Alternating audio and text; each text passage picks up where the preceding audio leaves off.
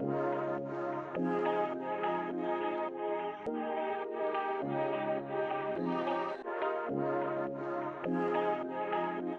name is Louis Telford. I have cerebral palsy diplegia, which makes my left side of my body and my legs very weak. I can't stand up. I'm basically wheelchair bound, and just finding sports and finding wheelchair basketball has basically changed my life for the better. At the moment, I'm a professional wheelchair basketball player moving to Germany. It's been a dream of mine to play professional basketball since I was a young kid, and I finished university like 3-4 weeks ago.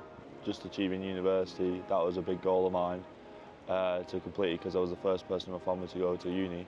Louis Telford. I graduated studying production, film and television production, and content media in that field. What I want to do after basketball is basically get into editing and film a few things for my friends and just make a pathway into the industry. I think to get into the media industry, you'll get a lot of barriers. It's a lot of people thinking you won't be able to do stuff because you're a wheelchair user or you have a disability, and they've never had to go through what you've been through. And I've said this multiple times, every disability is different, so people have to overcome different challenges. But the big one is like proving to someone that you can do the job, and I think it's wrong that you have to prove yourself to them that you can actually do it. You have the ability to do it, but I think the best way to go about it is to have the confidence to just go out to that person and go, I can do this, and be upfront and straight and very positive about it. Confidence is key. For people with disabilities to get into the media industry or any kind of field that they want to pursue, what I would say is you got to try and find the right people and start with your friends. If it's the media industry, you want to make a few YouTube videos, TikToks, etc., just little edits to help your friends. Say they're a gym athlete or they're a basketball player like myself, wanting to pursue a career in film, then I think if you make little videos for them, then you can make a show reel or show what you can do in a video to potential big clients and companies. How I got into sports, I went to a local youth zone near me in the north, Manchester. I fell in love with wheelchair sports straight away, to be honest. I had a lot of confidence issues when I was younger. There was a lot of doubt, and I didn't know if I could do it. But when I went to this youth zone, basically there was a lot of people there what was in the same boat as me, like wheelchair users and people that was very supportive. I saw wheelchair basketball, saw wheelchair tennis, badminton and some other sports. And they told me, come every week, you can have the basketball court, you can train, we can help you. And then I met someone there who has a brother who's well known in wheelchair basketball now, Greg Warburton. And just hearing him, seeing what he's achieved, makes me want to achieve the same goals. Now, meeting Lucas, Greg's brother, was very good and opened my eyes to what you can do as a wheelchair user, and you can achieve whatever you put your mind to. So as a young kid, I played multiple different wheelchair sports, and the sports that I really enjoyed playing was wheelchair basketball, wheelchair rugby and wheelchair tennis. At the moment, I'm playing professional wheelchair basketball. I'm loving it, meeting new mates, friends, and a lot of my friends are basically my family now, as I've known them that long. Wheelchair basketball has just been a big eye-opener for me, with confidence, with achieving goals that I've had from a young age. And yeah, every wheelchair sport that has been around, I think everyone should give every sport a go, and then you'll find your sport. So many sports out there, just go and enjoy it. What sport's given me is huge. When I was young, I just played video games all the time. After school, I would just go home and play video games. And then when I got reached out by the local youth zone, I had to come and try it out and try out little sports events and be inclusive. I was like, yeah, I've got to go and give it a shot. And you can achieve anything you want to. I've always wanted to be a professional athlete. That's now come true. And just having goals set in the future and being a pathway to get them. I think friends, family, the people that you meet. I think the people that you meet is very important because they obviously give you more confidence because you're all on the same pathway and you all want the same goal. So if you surround yourself with the right people, you'll make it further and you'll achieve what you want to achieve. My goals in sport is just to try and play at the highest level. I'm a professional athlete. I just want to be the best I can be at the sport personally. I've got a lot of great new friends in my new team in Germany. Very supportive, very helpful, and everything's just a journey. And whatever I achieve with the club, I'll be happy with, because I didn't think I would ever get to this level. Obviously, everyone's ambitions are to play a national team, play for England, play for Great Britain. I'm on the England pathway, which is a great thing. Hopefully that'll bring me a few achievements as well in the coming years. So I've played multiple sports growing up, but at the moment one upcoming sport is wheelchair paddle and paddle in general. And I've started playing that with a few of my friends, and I've got a teammate, Jack, who's British #1. So I'm Jack Binstead. I'm an adaptive athlete. My main sport is wheelchair paddle, and I'm also a wheelchair paddle coach. So when I came into the sport, I was very aware from the LTA and other paddle clubs that I was likely one of the first people in a wheelchair to play paddle. So I went on to start the England wheelchair paddle team, try and get as many people with disabilities into the sport as possible. From there, I ended up joining an international paddle tour for professional disabled paddle athletes, largely amputees and wheelchairs competing against each other.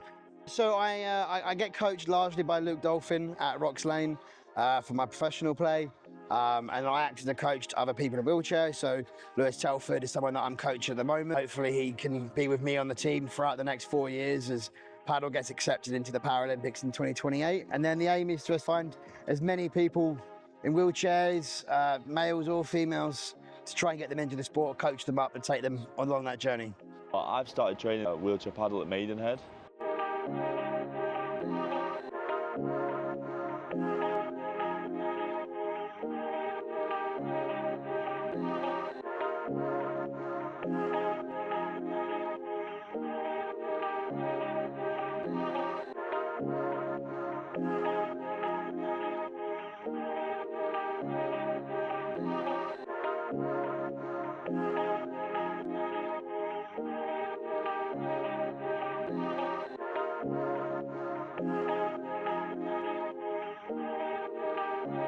The owner of Maidenhead, Phil, is probably one of the nicest guys I've ever met.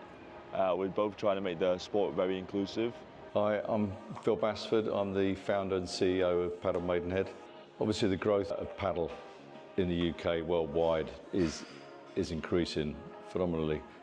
Unfortunately, the wheelchair paddle for all accessibilities is very slow growth at the moment, which is why we're working with the LTA, trying to bring forward the sport as quick as we can. Hopefully we'll get it into the Olympics in 4 years' time. So we've got 4 years to find ourselves a Paralympian team. We've got Louis Telford and Kristin Paskin, who are recently joined and getting into paddle, but not enough. So we're trying to push the sport, get more players playing, and see if we can get some tournaments going. So it was complete coincidence, actually. So I started playing wheelchair basketball January of this year. Before that time, for about a year and a half of me acquiring my disability, I hadn't really played any sport. So that was my first introduction to inclusive sport. I met several few friends there that I'm really close with now, and we were just out for a social, and then Phil, who built up Paddle Maidenhead here, he approached us at our table and said, would you guys want to come and have a look and see if we can make our club more accessible?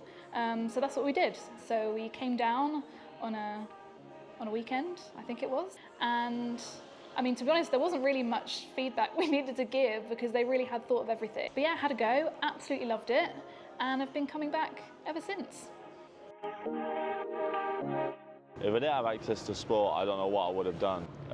When I found sport and found the people that I need to be around, like positivity and confidence, it was a big thing, and it opened my eyes to a lot of things what you could do. Sport can help a lot of people out mentally and also physically. I was really fat as a kid and it wasn't healthy at all. For the local council and the things what people can do around the area, I'm from Manchester originally, but at the moment I'm living in Wembley. Lived here for 3 years now. There's a lot of opportunities around Wembley, but there's not a lot of accessibility sports. There's football pitches, rugby pitches, the hockey pitches, and then now they've just opened a paddle court up the road, what is really good because we can play paddle. But what the local council can do is probably make everything a bit more accessible. There's a lot of stairs and not a lot of ramps. At the moment we're quite lucky we're on Wembley Way and it's very flat because a lot of people come here, it was a tourist area. But to actually get to the stadium there's only one big ramp and you have to go all the way around the stadium to go up the ramp. You see behind me it's just loads of stairs and for a wheelchair user it's not great. So for the local council I think there just needs to be more. There's a lot of accessibility around here but obviously there's not enough. And same as with my local council back home in Manchester. There's a lot of accessibility around there, a lot of sports facilities I can use, a lot of gyms, but there's just not enough. And there's loads of football pitches coming around, but we're disabled, we can't play football. We can't use our legs. So maybe some disabled people are all different, but yeah, I definitely can't use my legs. So if we have a ramp, very good facilities, then it could all change. But please do something, do better.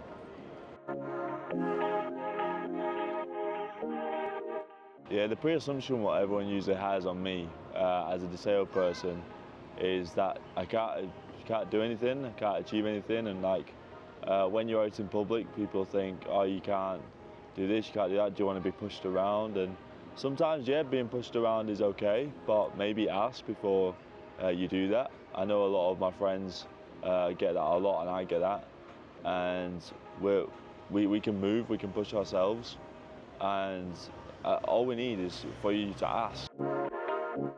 What would I do for people in my perspective at the moment is there's not a lot of support for disabled people in sport to get the right equipment. For a lot of disabled players that play in the highest levels need very expensive equipment to get them to that level. For example, my sports chair is £8,000. I'm disabled. I don't know where I get that kind of money from. I don't know where I get the help from.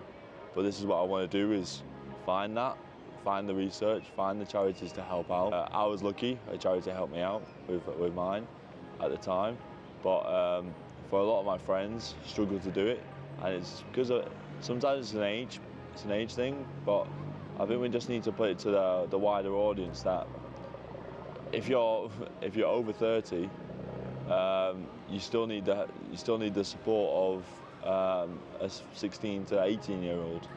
That because you both want to achieve the same goals and play at the same level. Just because you're a different age doesn't mean that you can't get access to the right equipment. For example, I'm quite lucky that I'm in the middle bracket and I can still get support.